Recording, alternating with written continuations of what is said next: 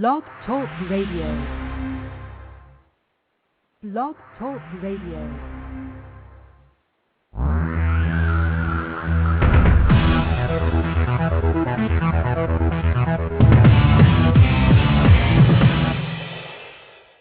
Live from Los Angeles, the Win Without Competing show with Dr. Arlene Barrow, host and creator of the Right Fit Method, the key to professional and personal success.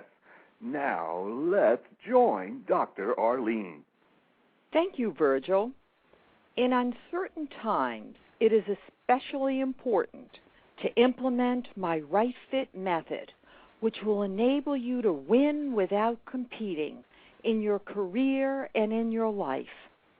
Today, I am going to focus on how to implement my Right Fit Method in your personal life. Have you ever wondered why your search for the right fit spouse, the right fit house, and even the right fit children has not worked? I know why. What's amazing is that if we search for the best and find the best, we frequently select wrong fits. Perhaps you are perplexed. Picture a barrel of rotten apples that is rat infested. If you compare and contrast and select one, what do you have? A rotten apple. If the person you pick to marry is one of those rotten apples, you have picked the wrong fit. You must search for the right fit. The question is how to find the right fit. To do that, you need to create a blueprint of the right fit for the spouse, house, children, and for whatever else you are searching, including your pets. Stay tuned and change your life. The Right Fit Method gets personal. What is your Personal Assumptions Quotient? I will demonstrate how my Right Fit Method gets personal and disclose when erroneous assumptions about our personal lives can be detrimental to achieving and maintaining happiness. During the show, you can take my Personal Assumptions Quotient quiz to find out what assumptions you should not be making and why. With my guest co-host, Virgil Holder, Director of Corporate Recruitment at the prestigious Piedmont Healthcare System in Atlanta, Georgia, I will share fascinating stories about the impact of making erroneous assumptions in our personal lives. I will respond to callers' questions, demonstrating how the Right Fit Method, the subject of my book Win Without Competing, is the key to figuring out the right solutions not only in your professional life, but also in your personal life. Welcome to Win Without Competing, Virgil. Well, thank you, Arlene. It's a pleasure to be here with you this evening. I am so delighted that you are my co-host today. On to the Personal Assumptions Quotient quiz. Please take a piece of paper and write the numbers 1 to 10 so that you can jot down your response next to each number. Write T if the statement is true and F if the statement is false. Ready? Number 1, finding the right fit mates requires dating a wide array of people, comparing and contrasting them until we figure out who is the best. Question 2, relationships that were right fits which have gone sour should be ended quickly to avoid prolonging the pain. Question 3. People who are divorced will definitely marry the same kind of person again. Question 4. Balancing our professional and personal life requires that we sharply differentiate one from the other. Question 5.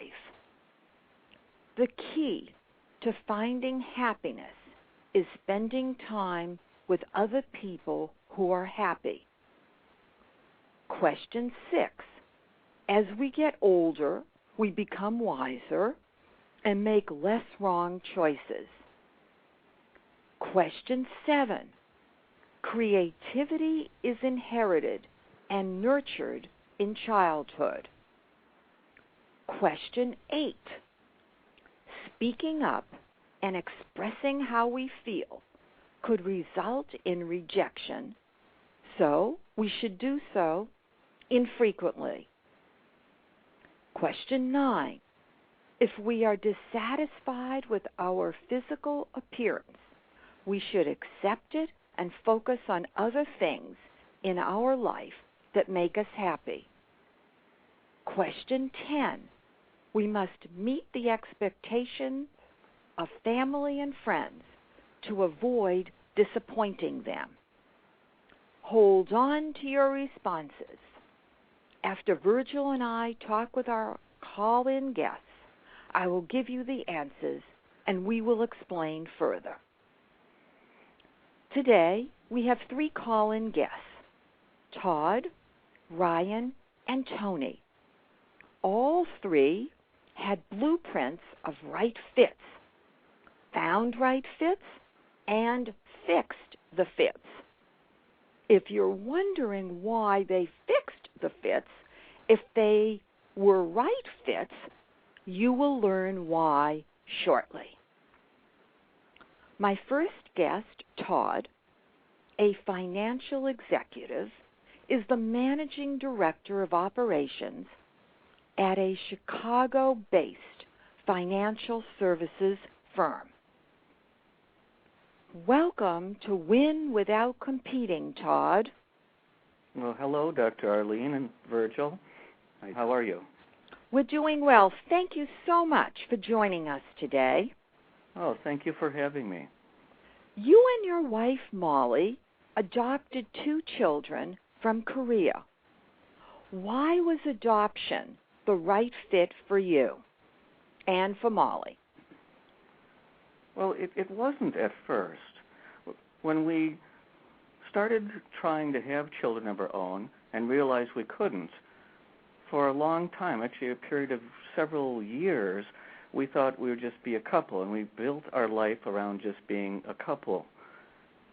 Then we realized as time passed that something was missing in our life, so we went back to the idea of wanting a family and examined our options. At that point, adoption was our only option, but first we couldn't adopt because of the criteria in the adoption world. Several years after that, the criteria changed and we were able to adopt, so we charged ahead with it and never looked back or regretted doing it. Todd, how old were you and how old was Molly when you adopted your first child? We were actually in our mid-30s. That was after a number of years of thinking we were just going to be a couple. So that's when we went back to the adoption idea, when we read an article telling us that the criteria for adopting had changed. What were you missing that made it difficult initially to adopt? Was it the age factor? What was it? Well, the adoption world was slow to embrace where the modern society was. They still had this idea of living in a little white house with a white picket fence. Mom stays home and tends to the children and the pets. Dad goes to the office. What they took them a while to catch up with was the idea that people didn't always own their houses. Sometimes they rented. Sometimes they didn't even live in houses. They lived in lofts or apartments or condos. And in today's world, it's very, very common for both husband and wife to work. So their blueprint didn't match your blueprint initially. It didn't, and because the agency had to approve us for adoption, it left us in a situation of thinking, okay, adoption's not going to work, so maybe back to the idea of it's just the two of us for the rest of our life. But then you suddenly realized that adoption would work. Did you have to go outside the country to get the fit We didn't. with the adoption agency? Domestic is definitely a very viable option. We felt much more comfortable with going international. Now, why international and why Korea? Well, it was our feelings about the domestic adoption process that I think pushed us toward going international. To us, with the birth mother selecting the family, it felt like a popularity contest. And, I mean, that was our impressions of it. We know many people who've gone through the process and been very happy with it. So that pushed us in the direction of going international. The why Korea part is I personally had an interest in Asia and China. We'd lived for years with Korean neighbors, long enough for me to become very curious and very fascinated with their culture. In my mind, narrowing it down to China or Korea, the decision was already made. It took Molly a little bit longer to warm up to the idea. So she had reservations then about adopting from Korea. And she had concerns about going to Asia in general. In my mind, I just couldn't wait. That was where I wanted to go. When we looked at the situation with adopting from China and adopting from Korea, it sealed it for me. I knew I wanted to go to Korea. Okay. What? So ultimately, why was it Korea? A couple of things. Adopting from China would be just girls only. We very much like the ability to get boys and girls.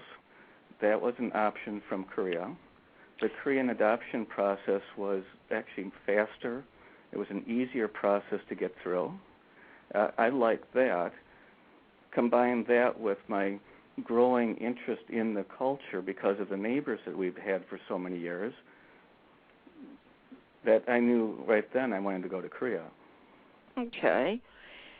So you selected Korea and you found an adoption agency that was pleased with you and Molly then, Todd?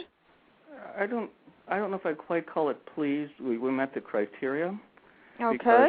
Because the agency sets criteria based on age, health, marital status, as do the countries.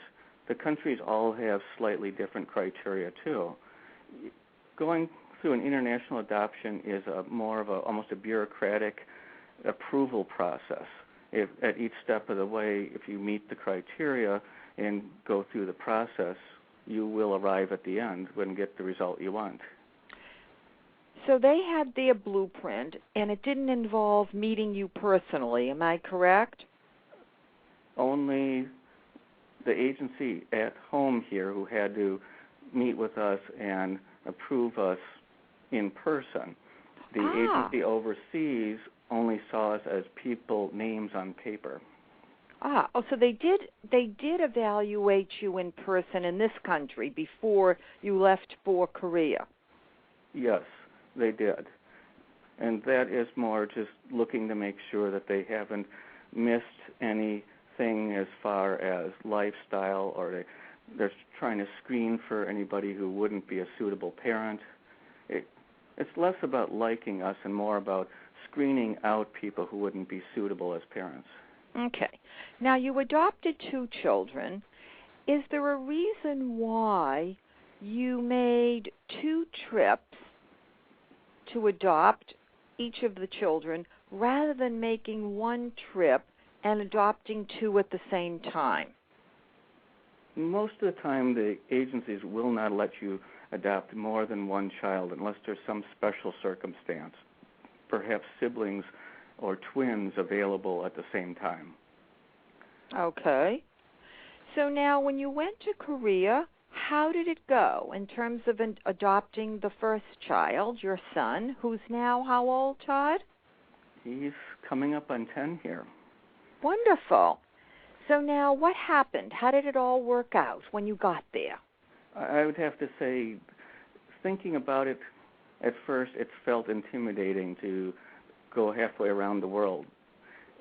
It turned out to be as easy as making plans to go to Florida or California for vacation. Getting there was very easy. Had no trouble at all making reservations, figuring out where in the city to book a hotel. I left all the driving to the local cabbies. So everything went smoothly. Well, we had a rather strange occurrence when we were trying to pick up my son. Tell us about that. We were riding along in the cab to go pick him up. I remember looking out the window, and up on the hill was a Swiss Grand Hotel. So I leaned over to my wife, Molly, and said, "Oh, look, hon, they have a Swiss Grand Hotel here." So we were commenting on that as the cab drove up the hill and pulled up in front of the Swiss Grand Hotel. So here we are, shocked and surprised, and said, "Well, this isn't where we're supposed to be. We're supposed to be at the adoption agency because today's the day we're picking up our son." Big discussion between the driver and the doorman trying to figure out what had gone wrong. So they figured out that they're supposed to be across town, told us it would be an hour to get there. And we said, "Oh, please hurry." They called the agency. It was toward the end of the day. After some rather white-knuckle driving, we got to the agency in what I consider record time, 35, 40 minutes.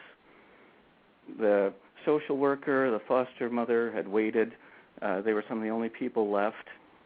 We successfully picked up our son on the way over there. Yes, how did you and Molly feel? I was confident that things would work out. I wasn't worried. But Molly was very worried. And I remember telling her that they wouldn't stick him in a basket, put a bow on it, and a little note saying, "Good luck, best wishes," and put him out in the curb. I said, "It'll be fine." But she was a natural mother, very concerned, worried that things wouldn't be fine. Yeah, that in other words, that they wouldn't wait for you in terms of giving you the baby. But then how did you feel when you finally had him in your arms? It really was a bittersweet experience. We were thrilled, excited, overjoyed to be picking up our son, but at the same time looking at the foster mother and a social worker standing there crying because here's this little baby who's leaving. They're not likely to ever see him again. I had this sense of, gosh, we're ripping him away from everything he knows, his country, his culture, his language. So I was excited and crying at the same time. I don't know how else to describe it. It's just very emotional. So you had a lot of empathy for him. Oh, sure, absolutely. How old was he? He was 5.5 months old at the time. Okay. Now, going forward, you brought him back to the States, and then when he was 2 or 3 years old, what happened when he looked in the mirror? Well, he was noticing that things were different, only we weren't picking up on it at first. With his very limited vocabulary, he started saying, "My can't like you," to my wife, Molly. She was very upset by that, and I kept saying, something is driving this. He's experiencing something. Let's try to figure it out and get to the bottom of it. We kept probing, asking questions. Finally, one day, he said, "My different." And then for us, the light bulb just went on. Okay, he recognizes he's different from us, and he's thinking, well, maybe I don't fit. Maybe they can't love me. So that was finally the breakthrough where we could bridge the gap and help him understand that that's not the case at all.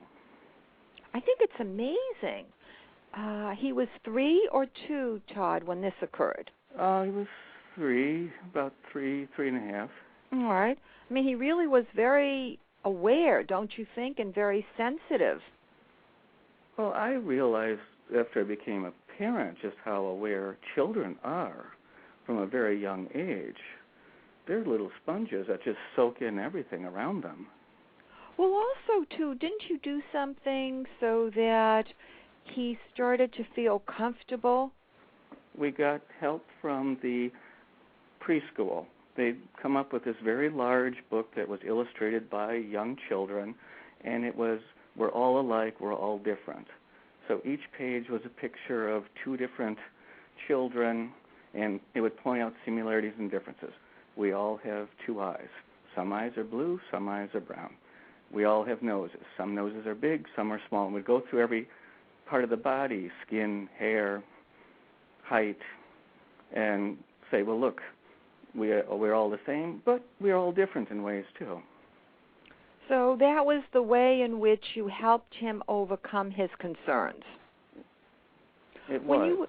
When you adopted your second child, a little girl, did she go through the same awareness as your son? Oh, she was definitely very aware, but she never had the same concerns about not being liked. I think what helped was that she came into a family where there was a brother that looked like her. It's only more recently that she's been asking about it. Ah, so she started to ask about it, and she's now how old? She'll be 8 next month. And so she's asking why she's looking different. She did. In fact, she was asking again just a couple days ago because they're studying about Martin Luther King with the holiday coming up. So she was saying, well, my skin's dark, I'm kind of tan, would I be considered black? And I said, well, no, you're not African American, you're Asian. So she said, well, am I white? Well, no, you're not white either, you're Asian. So she's asking now and trying to make sense of it because they're studying all about social rights and who Martin Luther King was. Does she not have any Asian children in her class, Todd? We have a pretty good mix of Asian people in our neighborhood. We're very happy that it's about 15% Asian. Most of that's Korean. So there are Asian children in every class. So maybe she just needs to become more aware. I'm not sure if it's aware or if she's just trying to understand the social labels, that this person is black or African American, this other person is Hispanic, the third person over there is Asian. What does that all mean? So you think this is the first time she's become aware of it? No, I think she is aware. We've tried to always point out that they were Asian and that they should be proud of their history, their heritage. We didn't want them to grow up thinking that they were something different than what they were. Okay, all right. Did you have any hurdles to overcome with Molly at all during this adoption of the 2 children or the raising of them? Well, initially, when I suggested Korea or China, Molly wasn't sure about that and had a few strong comments about that before she warmed up to the idea. She basically had said, no way in HE double hockey sticks am I getting on an airplane to go to Asia because I'm not sure I want to go to Asia. When we decided to go, then she couldn't wait for the airplane to take off. Okay, but then she went, you adopted 2 children, but then when you brought them home and started to raise them, were there issues between you that resulted from the adoption process so that you needed to work on your marriage? It was, adoption is really a 0 to 60 fast start into parenting. Because right up until the moment they hand the child to you, there's nothing about your life that you have to change in any way. I think people who go through a pregnancy begin to modify their lifestyle as the pregnancy progresses. So they're already beginning to slowly ease into a different lifestyle.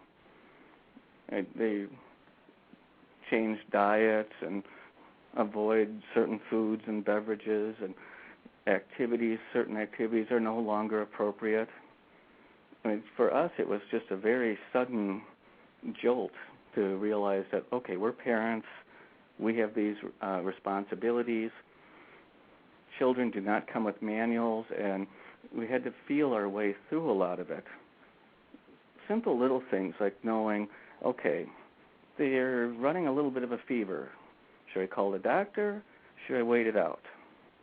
It took a while to get a sense of when to call the doctor, when to ask for help, or when to just wait and let things progress. All right. But then you and Molly worked things out together. We did, and we kept in close touch, close communication.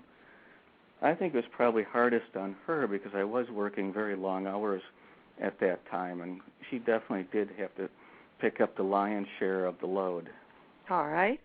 Todd, I'm going to ask Virgil if he has a question before we chat with our second guest. Virgil, did you have a question for Todd? Well, I have a comment, really, I guess, that maybe we could talk about. I did appreciate that Todd and his wife, Molly, when they were thinking about their right fit family, you know, certainly a right fit family is only a husband and wife or only two partners in many cases, but for them the right fit did include children, and so they sought to find that right fit. And that really is really sort of the case with me too, because Todd, I've actually adopted my son. He was my wife's biological son, so I didn't have to go through all the same hurdles that you and Molly had to go through, but still, it was a big change, and I experienced some of the same things you did in all of a sudden becoming a father. But, you know, also I appreciated it with your kids. What I've seen with children, would you say, Todd, that when they're talking about am I black or am I white, do you think they're really thinking mainly about actual color? They're not talking about race, I don't think. What do you think, Todd? I think it starts with color, and then what comes along with that is, there's certain things, foods and customs and clothing that people from different social groups have. And schools tend to emphasize that because they're very busy right now talking about the 1960s and Martin Luther King and the riding the bus and not giving up your seat because you were black and the first girls to go to a white school. Yeah, I have a friend who had two kids and these were very smart children, and of course they were growing up with very smart parents at the same time too.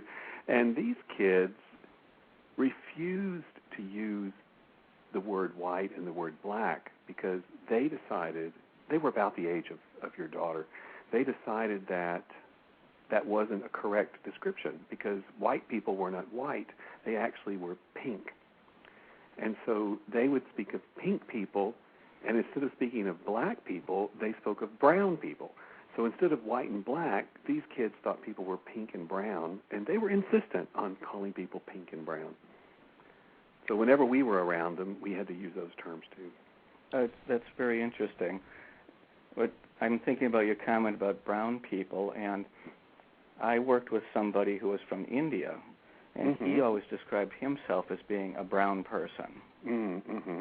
So it's interesting. Everyone uses it a little differently. Yeah.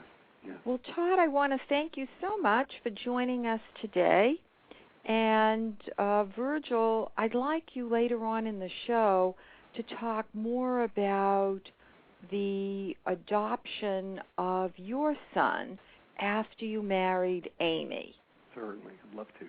Great. Thank you so much, Todd, for sharing your wonderful story. Thank you, Dr. Arlene and Virgil. Thank you, Todd.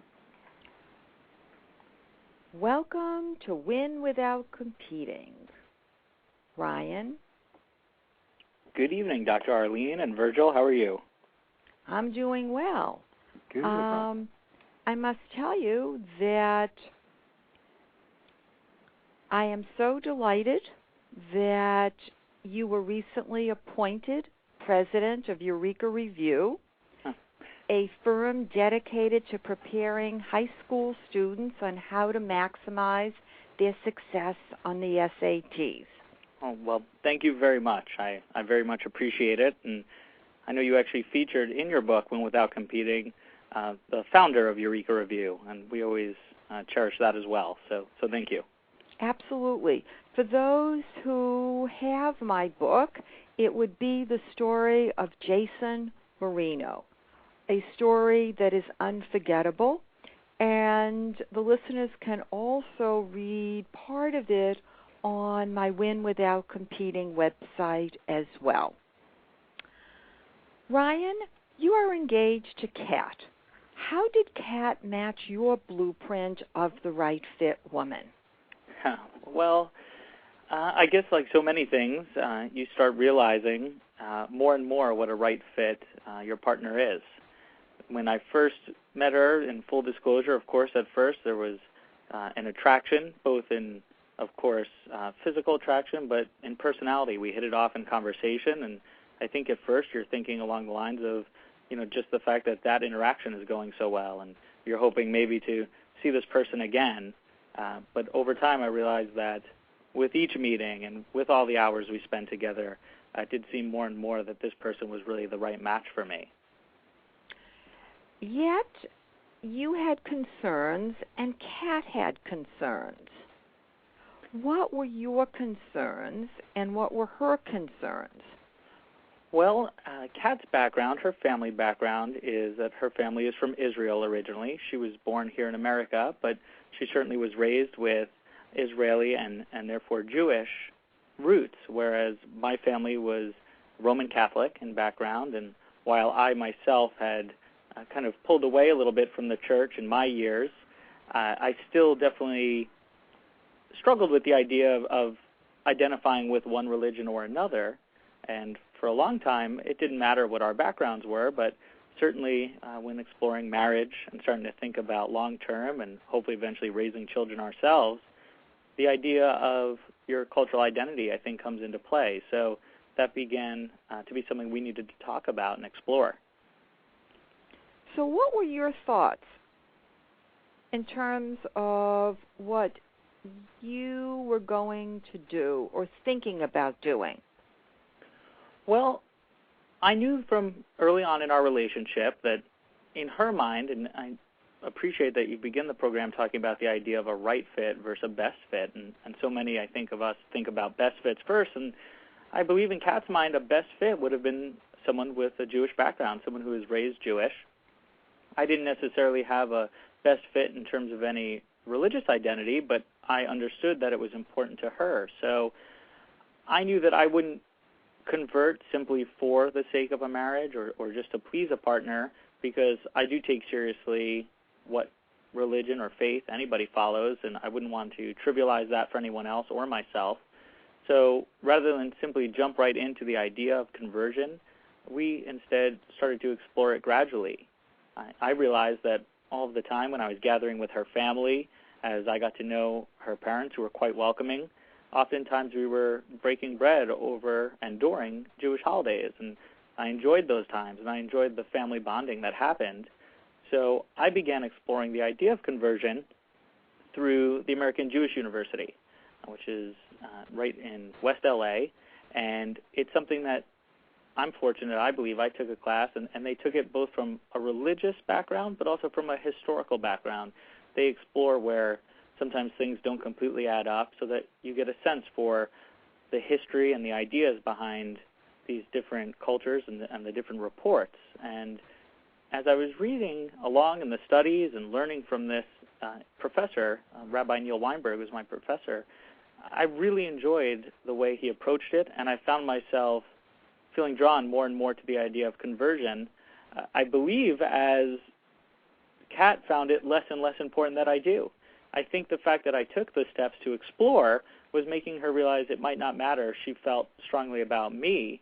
And as I was exploring it, I realized that to me it mattered not just for her, but for me. So I thought that was kind of interesting. Well, it's terrific because you have converted, and you didn't do it for her. And I think that's terrific.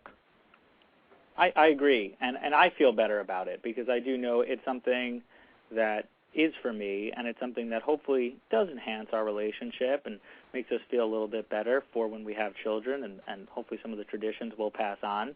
But it's not something where I'm ever going to feel or hold her accountable for the fact that I did this for you. I did it for me.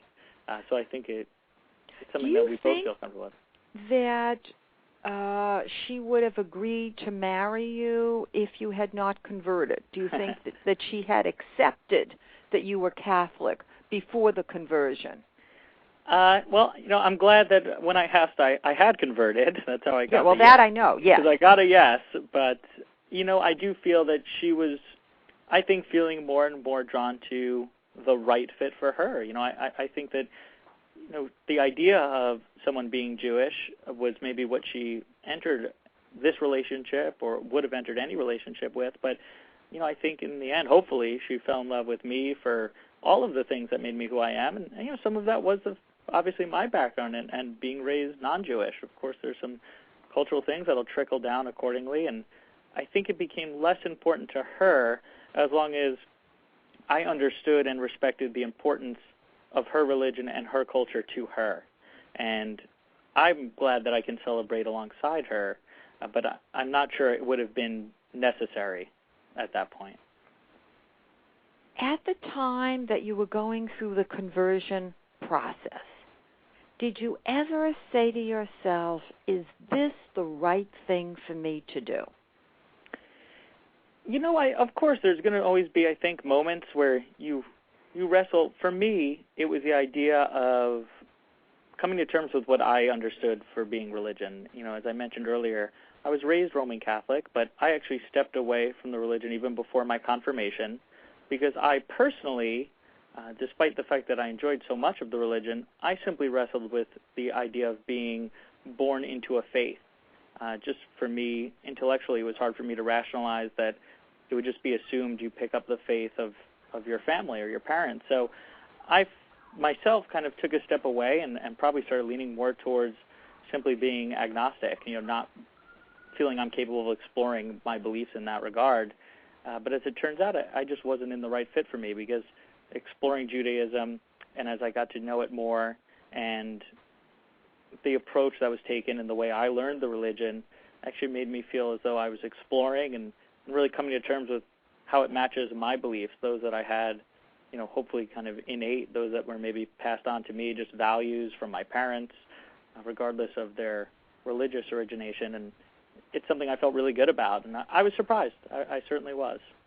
Now, your parents, how did they feel when they knew you were going to convert? Because I know you're an only child. I am. So I think along the way, they were incredibly supportive. Both my mother and father said that the thing they want more than anything is my happiness and that I'm doing things that make me happy.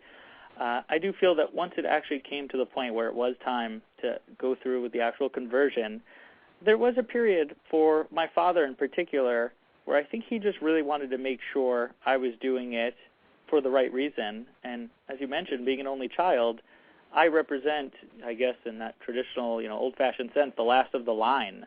I'm the last of the kicks. My father, I think, saw that with my decision, his family line, going forward, the religion is going to change. That's passed on. Rather than having children still within Roman Catholic Church, my children will be Jewish. And that's a shift now for, I think, his generation, for his legacy. And I think that's something that took a moment for him. And we had a little conversation about it. And I think once I told him how I felt about it and why I was doing what I was doing, he then again supported me wholeheartedly, and which is something I appreciate. And I understood his reservations. And quite honestly, I would welcome if down the road, my own children end up having debate or considerations for themselves. I would understand and support that. So in essence, you fixed the fit with Kat. You also fixed the fit with your dad. Yeah, and I think I fixed the fit with me. I had not really had religion as part of my daily or weekly activities, if you will, my considerations. I didn't know that was a loss for me until I started realizing what I've kind of gained in the interim. So for me, it turns out I think I fixed a lot of things at once, and I appreciate that, the opportunity I was given, again, by Kat. So much she brought into my life, and I feel very fortunate. Now, there was another thing, too, that I know you had mentioned to me that you were concerned about when you first met Kat, and that was the age difference. Absolutely. That was a cause for, concern, but it gave me pause. Kat is a little younger than I am. She's 5 years younger when we met, about between 5 and 6, depending on the time of year, because of my birthday coming up before hers. So when we met, she was 18 and I was 23. So while I immediately hit it off with her and I enjoyed my time spent talking with her and getting to know her because we met through a mutual friend, I had initially found that I wasn't sure if that was something I wanted to do. I had graduated college recently. She was beginning college, and I felt like we were probably in two different portions of our lives, and I didn't want to interrupt what I think is a great part of your growth, which is going away to college and having some freedoms for yourself. And so I definitely thought twice about it, but I think we both found each other we kept coming back to each other. We kept interacting with each other whenever the opportunity was given, and eventually we decided to try and give it a shot, and we're now 6 years later this February. So wonderful. And when are you getting married, Todd? Ryan. That's okay. We'll be getting married this August. We're getting married. So the clock is ticking, I'm realizing. In fact, I think Kat met with a florist earlier today, so I think another bill got put on. So we're definitely moving along. That's terrific. So now, Virgil, do you have an interesting question to pose to Ryan? Yes, Ryan. I was just wondering, and you have a fascinating story, because I do have a lot of friends where one spouse is Catholic and one is Jewish, but they have very successful marriages, but none of these couples really are very religious at all. They have that background, but religion doesn't seem to be that important to them. But yet, I see that they both come, the Catholic religion and the Jewish religion are both very traditional. They both have rituals and more, ritualistic type services. And so there's a similar background there. And of course, they're two different religions, but I think it's fascinating to me that you did find that the Jewish religion was the right fit for you. So that makes you a little different than the folks that I am familiar with. But I do have a question. Absolutely. Before you met Kat, had you, in your mind, really thought about what is the blueprint of the right fit partner for me? Now, I know eventually you found Kat, and she is right, but had you thought about it, and is that why Kat began to appear right, because she was meeting these aspects of the blueprint?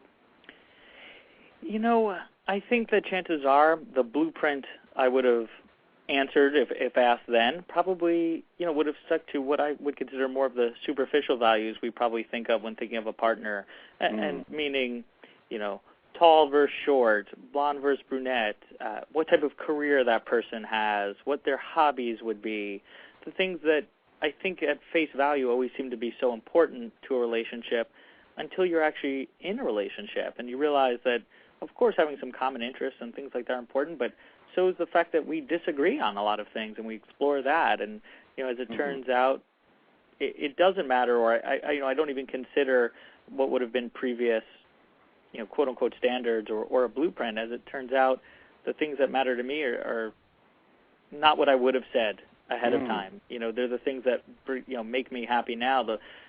it's often, it sounds cliche and you see it in movies, but it's the little things, you remember those little moments, a certain laugh or look, the fact that you can count on each other to both, kind of connect even in a party when we're part of different conversations. So, it turns out that the blueprint is something I can talk about now. I wish I knew how to describe it beforehand. It probably would have saved me some aggravation along the way. But I think that's good, though. Because I think that's a similar experience a lot of people have, especially when they're in their early 20s. They're sort of really determining. They just don't know what the blueprint is yet, because maybe they're not really sure even about themselves about what the blueprint is. They're not sure what they as a person really see as that important. I know for myself, I didn't marry till I was in my early 30s, and believe me, by the early 30s, you know what the blueprint is. So. I think a lot of it is, and it's a great question and idea, is a lot of it is probably, for me, because I didn't put enough thought into creating a blueprint, it's not trying to think of only that blueprint. I'm sure a lot of people probably don't take that little leap of faith or that next step because they're not meeting, this potential partner is not meeting these little brief outlines they've created for themselves, when in fact they might not have really fully understood what would make them happy or what that blueprint should be in the first place. So maybe I was fortunate to not have created too much of an idea of what I was looking for. But I think, Ryan, that you had to have had, and maybe it wasn't overtly obvious, in other words, that you didn't take a piece of paper necessarily and write everything down, but internally she had to have matched something, or you wouldn't have continued to develop the relationship. Oh, absolutely. Especially when, as we're talking tonight, there were these potential pitfalls or speed bumps, if you will, with the religion, with the age at first. There was certainly something underneath that, maybe I couldn't have put my finger on at the time that definitely made this such a right fit relationship for Kat and I. Well, for example, you both apparently really enjoy tradition. Yeah, we both enjoy having tradition and shared experiences, and I think we're hoping to pass that on. I think so much of it was finding out that we both had experiences like that. They were just born out of different things. Some of the things that she talked about as tradition she hopes to pass on were different than the ones I had, but they were all seated in the basic idea of these communal experiences between friends and family, things that gave us reason to celebrate regardless of circumstance sometimes. And we realized that we could create that through a combination of the religion, but also just in having this common viewpoint on things that you can create your own personal and family traditions on your own. So it's really been really neat for me and a joyous experience to really see how that all works out. It's hard to see it coming, but now that it's happened, it's really, to me, quite astounding. It's probably boring for people not part of the relationship, but for me, it's really, really quite nice. Well, I also think, too, when you talk about values, that probably when people create blueprints, I'm not sure if they necessarily always incorporate values, and I have a feeling that that's an important component of what you share in common. Absolutely. I think that's the most important thing. There's some other things we don't share. If you had Kat on the line, I'm sure, bringing up my taking care of the right amount of household tasks and different things like that, there'd be differences, but those are just those superficial things. But when it comes down to hopefully the core of what makes us who we are and the things that we care about, that's what's really resonated between the two of us. Well, wonderful. Well, I want to thank you so much, Ryan, for joining us today. And I think you've really helped our listeners understand how, again, a fit can be fixed. Well, thank you, both of you. I very much enjoyed it. Yeah, thank you, Ryan. My third guest is Tony from Los Angeles, the owner of a web design firm, Tony on the Web, known for its creativity. Welcome to Win Without Competing, Tony. Thank you, Dr. Arlene, and good evening to you and to Virgil. Thank you so much for joining us. Hello, Tony. My pleasure. You fell in love with a priest.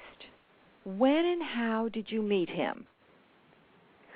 Well, we actually met on a beach. It was in August. It was late summer, and the design firm that I was working at the time did half-day Fridays during the summer, and I decided to go to the beach, and we met there. What was your blueprint of the right fit partner, and how did he match? Well, maybe I can go back just maybe a couple of steps. I had recently been in a relationship, and it had lasted for it was actually 4.5 years, and it was not a good relationship. It ended badly, and there were a lot of hurt feelings, and so I did have a very short blueprint that I was following moving forward in the search for a new relationship, and that list was I wanted to be with a partner that had little to no drama, was smart, was generous of heart and spirit, and had a great sense of humor, someone that would make me laugh. And that was the criteria that I was kind of looking for. When you met Patrick, what did you think? When I met Patrick, what did I think? I thought he was a cute guy, actually. That's the first thing that I thought. He has a very blue eyes and very silver hair, and it was he's such a very attractive person on the outside. And then after I had the chance to speak with him there at our first meeting, he was all of those things. Right away I saw all of the criteria that I was looking for. He was funny and smart. He had just completed a master's degree program at USC actually that day, so he was actually taking the day off and spending it at the beach. And like I said, he made me laugh, and he was very, very kind person. Did he tell you initially when you started talking that he was a priest? No, he did not tell me. He did not tell me. And he did not tell me on that first meeting, and we did exchange phone numbers to perhaps get together in the future. And it was just, as light as that. Well, maybe we can go see a movie. But there was no overt, kind of movement into a relation, a dating scenario. Right. Hey, you're a nice person. I'd like to get to know you better. He did, in fact, tell me. What's really interesting, when I left the beach that day, I was actually there with a friend, and I said, that guy reminds me of Father Paul, who was the principal of my grade school growing up, without even knowing that he was a priest, that he had, a kind and gentle spirit the way priests do. So I kind of already had a feeling, because I did grow up Roman Catholic as well, and I guess I just sensed that spirituality about him, and but he did tell me on our second meeting. How did he broach it on the second meeting? Well, we were getting to know each other, and as the evening was progressing, there was a chemistry between the two of us, and he told me. He said, "I'm a priest." And you said, "You must be kidding?" No, he said, did you say to him, "You must be kidding"? Oh, no. Well, actually, he said, "I have to tell you something." And I said, "What? Are you a spy?" Okay. And then he goes, "No, I'm a priest." And I said, like a Catholic, like a priest? It really, it didn't. I mean, it's an odd thing. I mean, it's a. You were shocked. Well, it's private, it's personal. It's not. I mean, when people don't say, "Hello, I'm a priest." I mean, we were on the beach, so we were just, in beach attire, Right. He wasn't wearing a collar. So, I mean, it's not, when you see a priest on the street, you know he's a priest by his mode of dress. So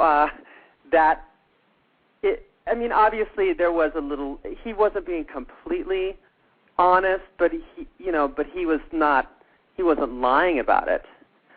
He just was trying to find the right time.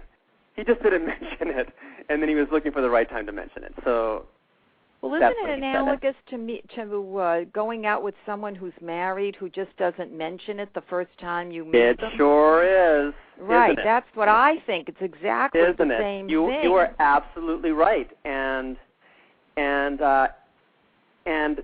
I thought it, and I'll be honest with you. At first, I thought it was novel, but within like a couple of dates, it was as if I was going back into the closet. Because we were going to have. I mean, if he had remained a priest, we would have had to, meet in secret. It would have been a secret, and that's not the type of life that I had envisioned for myself. And so I told him he needed to figure out what had happened is he actually had finished. He went on. He was already on track to pursue a PhD program in a different state. So we really only had a couple of weeks before he moved, and then the relationship was only by phone and email, and it was a lot of soul searching and deciding what he was going to do, and if there was going to be a future in this relationship. How long did it take him to figure out what he wanted to do? And did you really believe that he would leave the priesthood for you? He decided right away. Ah. He decided right away. And honestly, I don't believe he left the priesthood for me.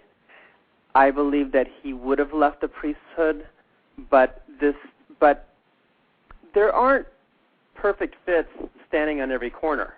Right. So when you find one, you really need to, you need to jump on the opportunity. And he recognized it, and he didn't want to have a life of regret, and he decided right away. And he was true to his word. He did everything he said he was going to do. He actually went into to therapy with a psychologist to help him make sense of his feelings and to help him make the transition out of priesthood and take a leave of absence from the church and take the he also came from a very devout Roman Catholic Irish family from the Midwest, and there were family issues that needed to be contended with. Lots of feelings and emotions that people needed to work through with this type of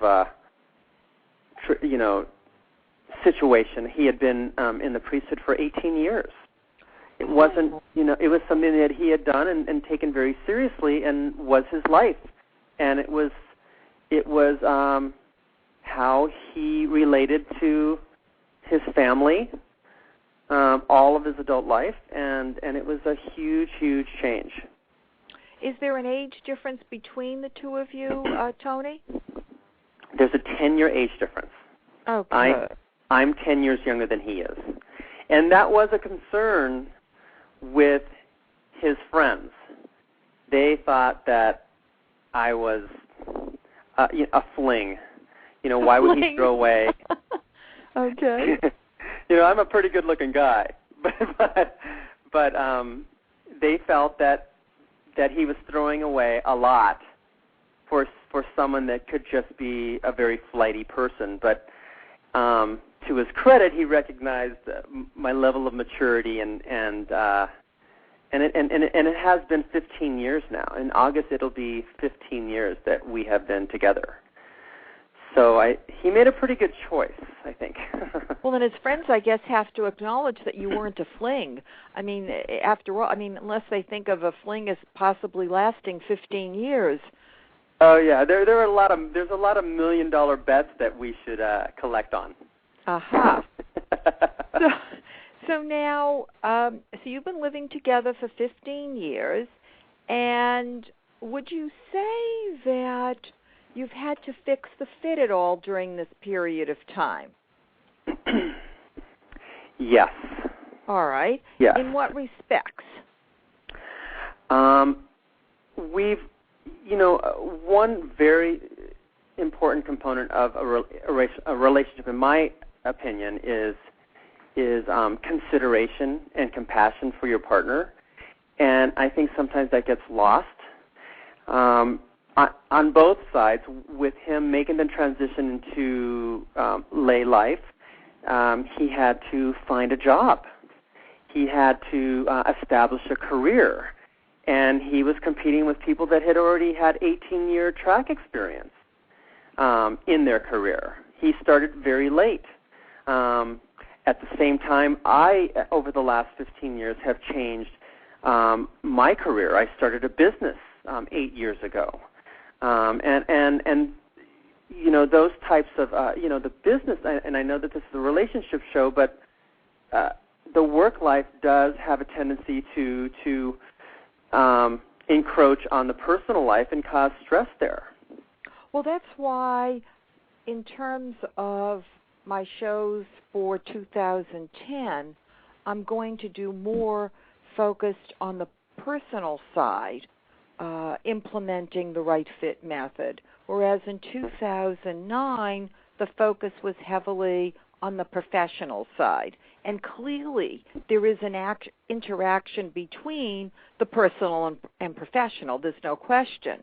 So then, as he was trying to figure out the right fit on the professional side, then that impacted your personal relationship. Am I correct, Tony? Sure, because even a priest tends to bring some of that frustration home with them, and sometimes I had to give him a wide berth and let him vent, let him express that frustration and allow him to grow and find out where he was going to make his way, and he gave me that same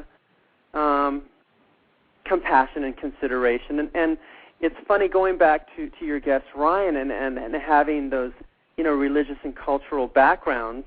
I'll tell you, although many of my friends are Jewish, and I feel that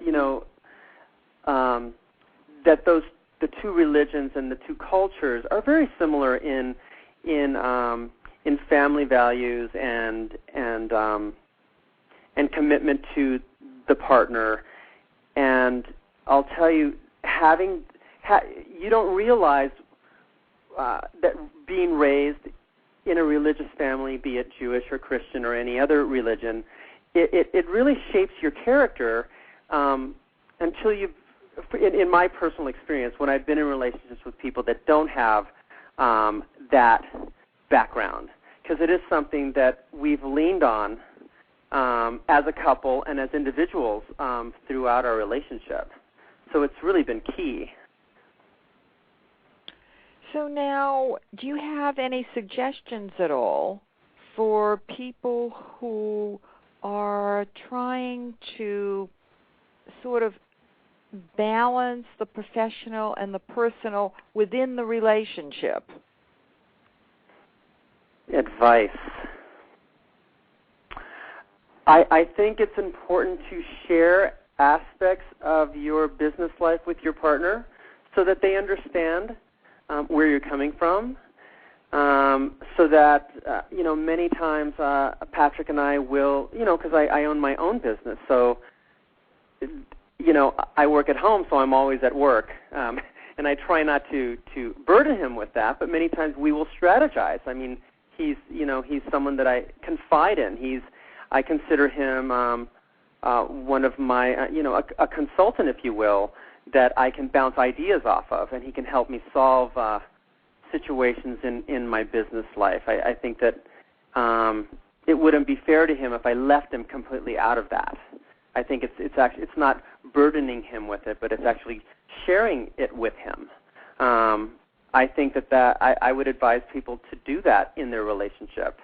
And if you're the person on the receiving end, or the person that's listening to those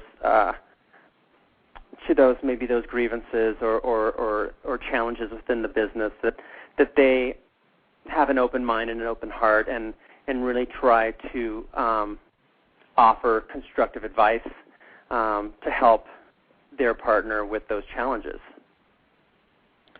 Virgil, do you have one quick question before we conclude our conversation with Tony? Yes, I have a quick one. I know our time is running short, but Tony, a question I always like to ask a couple that have been together a long time, and as we say in the HR world, they have demonstrated success. Would you say that you and Patrick are the right fit because you're so much alike, or because you're quite different yet complementary? Oh, gosh, that is a good question, Virgil. I think that we have a lot of similarities, but we do have different ways of approaching the same challenge or problem. I'm very quick to act, and I have a very my rhythm is very fast. If you can understand what I mean by rhythm, like I run very fast. I'm very high energy. Patrick is more reflective, and he takes his time when he's making decisions. Now, when we're trying to decide like what color to make the couch, it can be frustrating from my side. But in other situations where I would have rushed in and made the wrong decision, his temperament has helped to temper my decisions and help for us to make the right decisions as a couple within our relationship. So I guess the latter. I think, and I don't know, what do you think, Arlene? Maybe it's in between. Well, I think, obviously, each one had a blueprint, because clearly Patrick would not have left the priesthood. Now, I understand that you said he probably would have left at another point in time, but nevertheless, he left at the time that he met you, and that you've been together for 15 years. So True. Clearly, there is a match that has been everlasting, and that you apparently have understood that he's needed to get himself adjusted in his professional life, and have not had, I guess, difficulty with that, allowing him to grow and to flourish. And also, too, I think that you enjoy the fact that he's different from you in terms of being, more slow in his slowly, sort of in his deliberations, in his decisions. I think that you enjoy that about him. That's I do. my sense. Yeah, you enjoy that. So I have a sense that in many respects you're similar, but then in the areas in which you're dissimilar, that you both enjoy those differences. Or that's where we complement each other, that those differences are actually complementary. Yeah, in some cases, people really get very annoyed with the other person's differences because they can't live with them. So that if somebody, for example, is very messy and they're very neat, it's very annoying to them. Yeah, well, those are deal breakers, though, don't you think? Well, I don't know. People seem to live together and still complain. I mean, I know many people where one is neat and one is messy, and they just complain for umpteen years, but they don't get a divorce over it. Well, but in your situation, it sounds like you enjoy each other's differences, and in fact, it seems to me that his ability to deliberate seems to help you, and maybe it's a good thing for you, because maybe sometimes you might want to move a little bit too fast. Sure. That's absolutely right. Yeah. But it's also going back to like those, the dissimilarities or things that irritate each other. Patrick will make his coffee in the kitchen and leave the sugar packet on the counter instead of pivoting and putting it into the trash can, which would be like a 1-foot pivot. And it used to really bug me, but I thought, is this a relationship breaker? It really isn't. So now I just consider it a charming thing that he doesn't turn and throw it in the wastebasket. So I just throw it in the wastebasket, and it's also become a little bit of a joke. Those little irritating things, but I think that those small things, when they become big things, it's because there's underlying problems that those things kind of bring to the surface. Absolutely. I can't agree with you more. Well, I must say it has been a delightful conversation. Thank you so much for joining us today, Tony. Well, thank you for the opportunity, and thank you to you as well, Virgil. Thank you, Tony. Thank you. I want to thank Todd, Ryan, and Tony for sharing their thought-provoking stories to help us understand how to fix fits. It's now time to reveal the answers to the Personal Assumptions Quotient quiz. I will read each question, give the correct response, and an explanation. At the end of the questions, I will then ask Virgil if he has any comments. Question 1. Finding the right fit mates requires dating a wide array of people, comparing and contrasting them until we figure out who is the best. From the 3 conversations that Virgil and I have had today, I hope that you've recognized that what we really want to do is to create a blueprint of the right fit and then find the person who matches that fit. So the response to that question 1 is false. Question 2, relationships that were right fits, which have gone sour, should be ended quickly to avoid prolonging the pain. Again, if you have a right fit relationship and issues arise, the goal is to try to fix the fit, not to abandon the relationship immediately. And all 3 of our guests have shown how they have fixed their fits. So the answer is false. Question 3. People who are divorced will definitely marry the same kind of person again. Not necessarily. If we understand why it was the wrong fit and clearly decide, as Tony did, that he didn't want another wrong fit, we would then create the blueprint of the right fit and find the person to match that. So we don't need to marry another wrong person. Again, the answer is false. Question 4. Balancing our professional and personal life requires that we sharply differentiate one from the other. Each person must decide what the right balance should be. In my conversation with Tony, he mentioned how the personal and the professional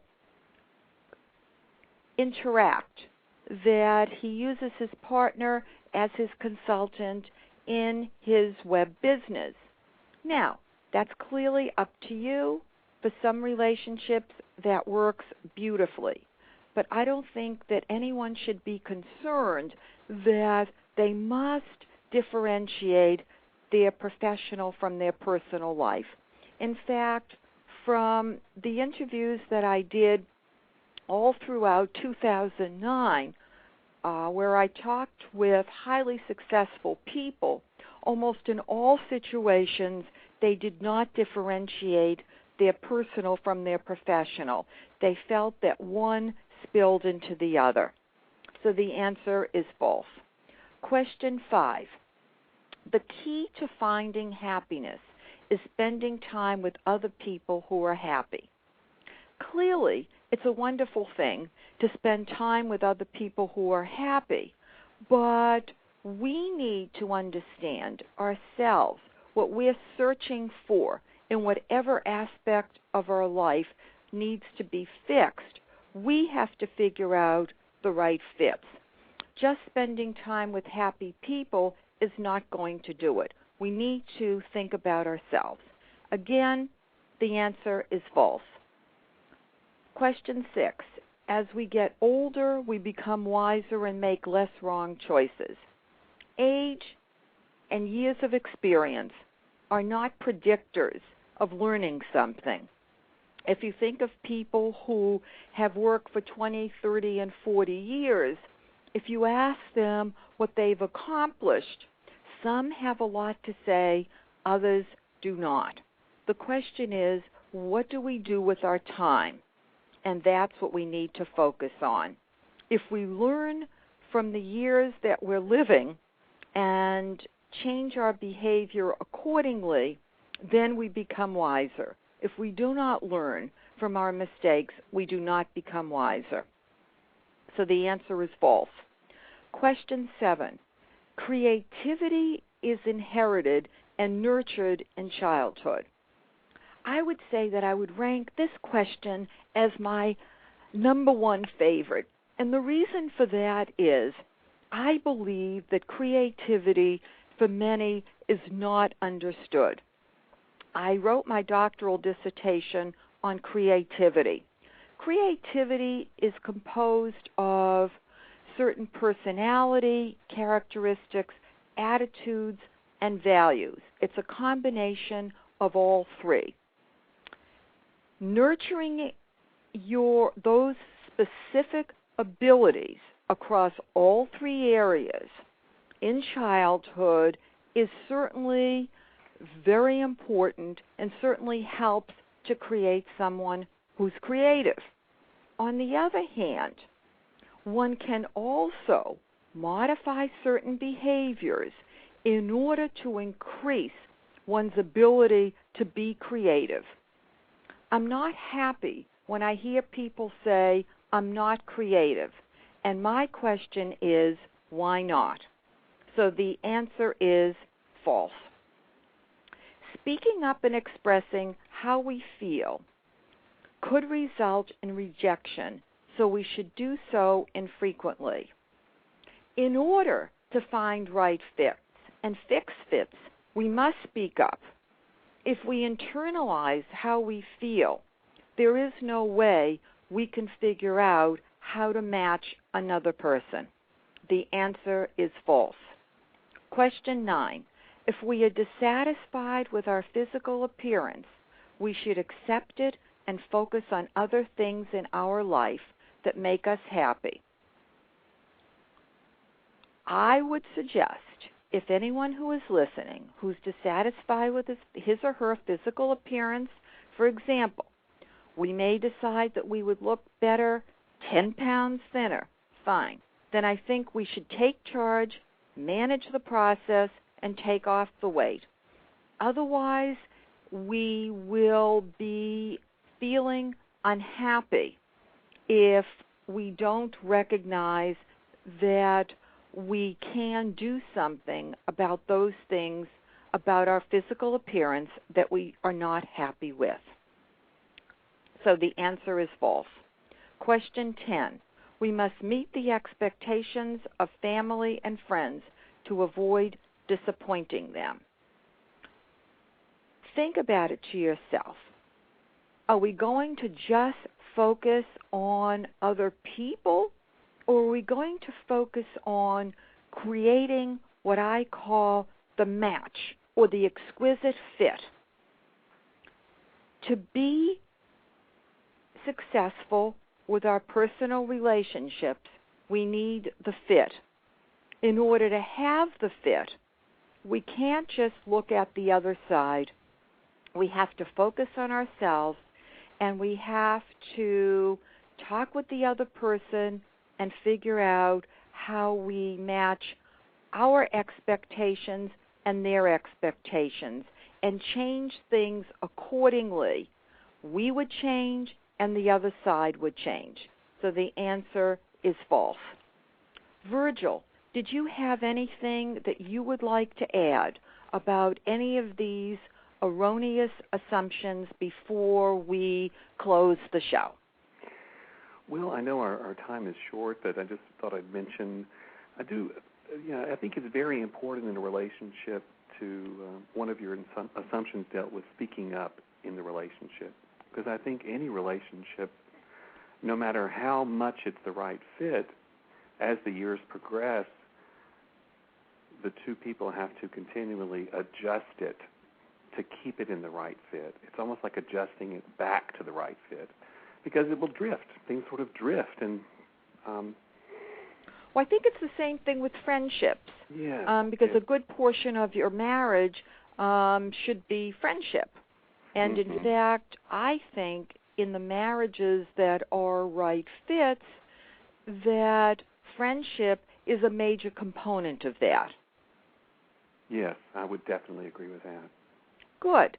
I just wanted to ask you one quick question, because I know that when you and Amy married, she had a son, and that the son, Christopher, had asked whether his last name would be your last name. And what did you tell him?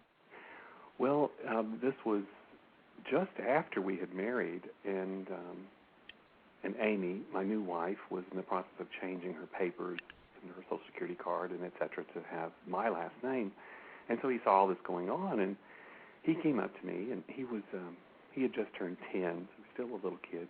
And he said, so what about my name? Is my name going to be changed to Holder? And I said, well, Christopher, that can happen.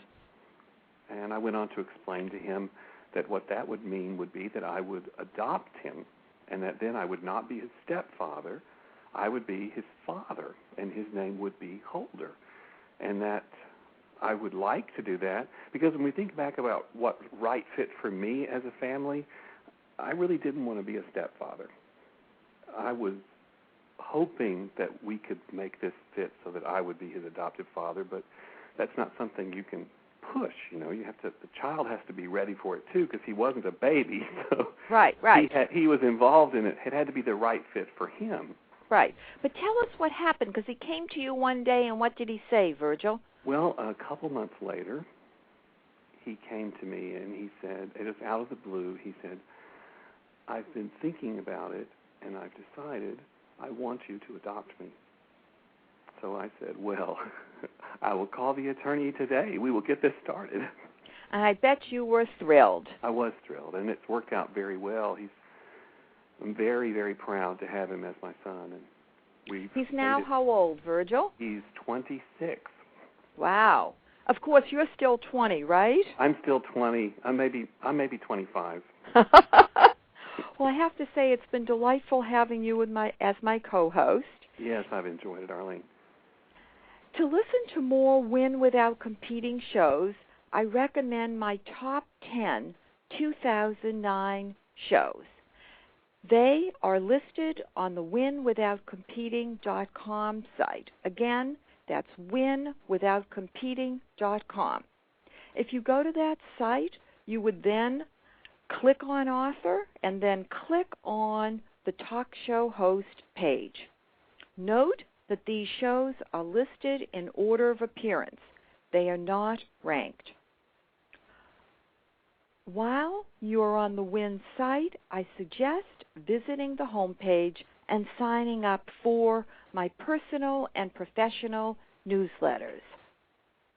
I would love to hear from my listeners. Please email drbarrow@winwithoutcompeting.com. That's Dr. Barrow, DRBARRO, @winwithoutcompeting.com, or call 310-441-5305. 310-441-5305. To learn more about the Right Fit Method, my book, Win Without Competing, and me as a professional speaker, visit winwithoutcompeting.com. For information about professional mentoring and personal mentoring, visit drbarro.com. That's drbarrow.com. And for executive search services, barrowglobal.com. That's barroglobal.com. Remember this trigger tip. Walk down the right fit road, and you will find professional success and personal happiness. Thank you for listening to the Win Without Competing show. Goodbye for now, Dr. Arlene.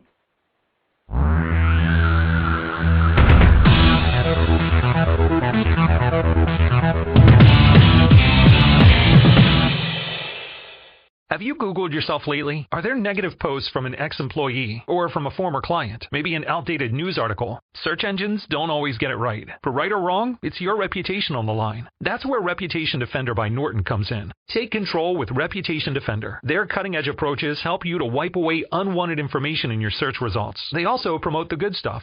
You can start by getting your free reputation report card at reputationdefender.com or call 800-811-4975 to speak to an expert.